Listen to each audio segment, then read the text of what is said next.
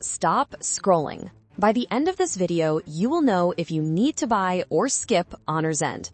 No fluff, no sugarcoating. This might hurt some feelings. If you want your wallet spared and your game night saved, stick around.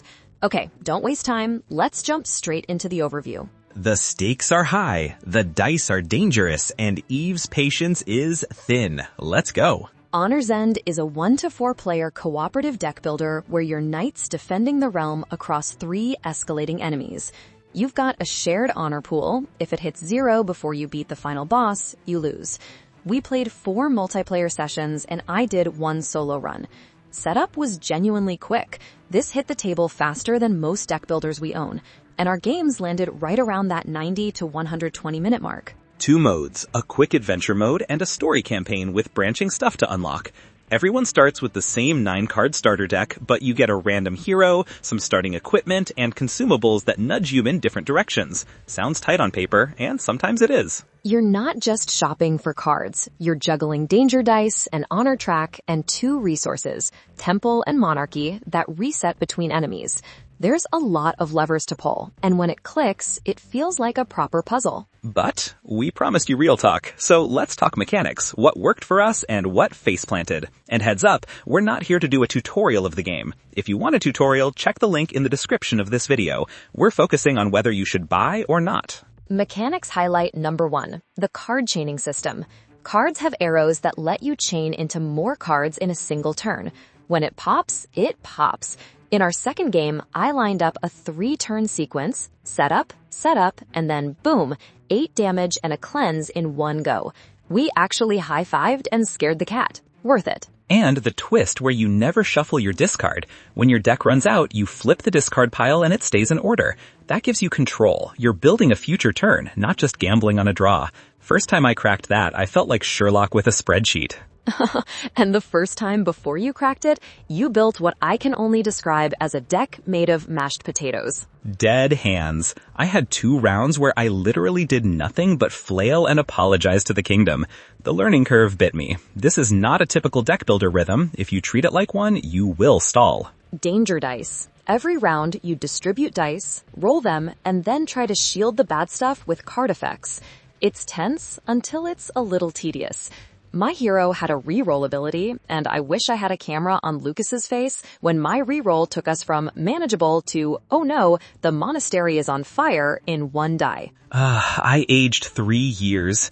The system is interesting because you're negotiating risk every round, but it can feel swingy and punishing in a way that doesn't always feel fair. You can play correctly and still get stomped. Resources, Temple and Monarchy. They reset between enemies, so it's use it or lose it. Design-wise, it stops hoarding. Theme-wise, it's abstract.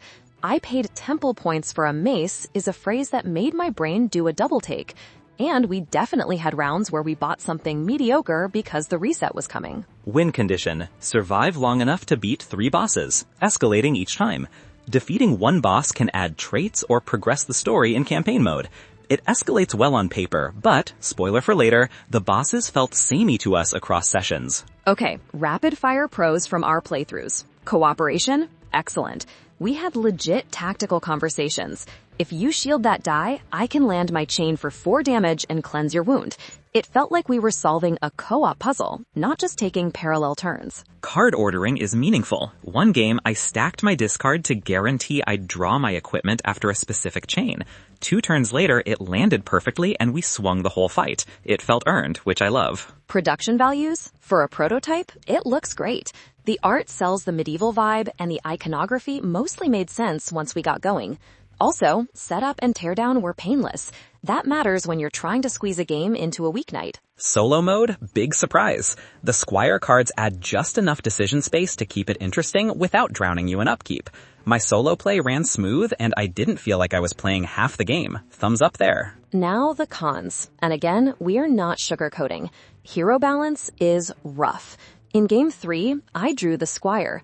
My ability was so situational, I felt like a background extra in my own movie. Lucas drew a hero with a powerful immediate effect and outshone the entire table. I was basically a walking fireworks show while Eve was handing out glow sticks and moral support. It's funny once, but if you sit down and randomly pull a dud hero, it can tank the fun. We ended up house ruling a draft for heroes on game 4, and surprise, it helped a lot. Enemy variety, this is the killer for us. Across 3 different bosses, our approach didn't change much. Different mixes of danger dice, slightly different abilities, but the core puzzle felt the same. Compare that to Aeon's End, where Nemesis forced distinct strategies. Here it felt more like difficulty scaling than strategic variety. Replayability takes a hit because of that. We had a great first night. Second night was still good. By the 4th session, we were like, okay, we've seen the trick. That's not where you want to land in a crowded co-op deck builder market. Prototype pain? Some cards were oriented sideways depending on where they sat, which sounds small until you're craning your neck mid-fight. Component layout had a couple of awkward zones where we kept asking, wait, does this go here or here? Rules clarity wasn't disastrous, but we had to reference more than usual. And back to that learning curve. You need a few plays to grok the deck sequencing.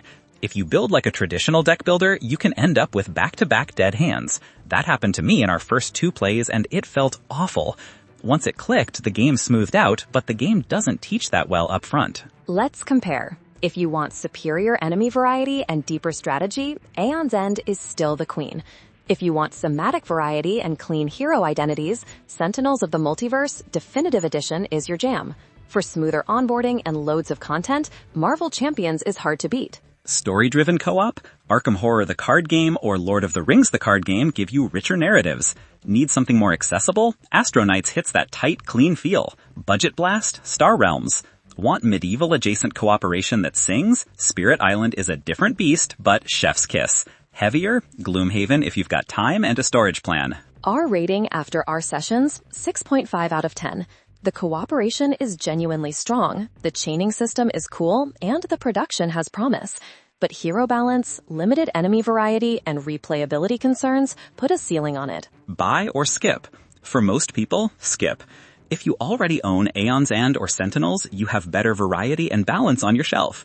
If you're budget conscious, there are tighter values out there.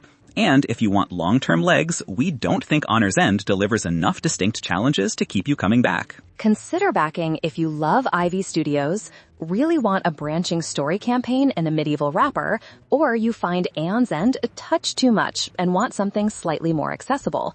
Also, if you like the idea of deck sequencing puzzles with open table cooperation, there's fun to be had. Just know the bumps. And draft your heroes. Seriously, save someone a Squire Spiral. Final word, Honor's End isn't a bad game. It's competent, sometimes exciting, and occasionally brilliant when your chain lands. But in a market with standouts that do each of these things better, it's hard for us to recommend spending Kickstarter money here unless the campaign content significantly expands boss variety and fixes hero balance. We promised we wouldn't sugarcoat, and we didn't. If your feelings are bruised, consider this an ice pack for your pledge button. We want your shelf to be happy, not just full. All right, your turn. Drop in the comments if we're right, wrong, or wildly handsome. What co-op deck builders should we review next? And if you do want a tutorial for Honor's End, that link is sitting down there waiting for you. If this helped, hit like, subscribe, and send this to the friend who always rerolls danger dice into catastrophe. We see you, Dave. Thanks for watching Board Game Critique. Bye, and see you in the next video.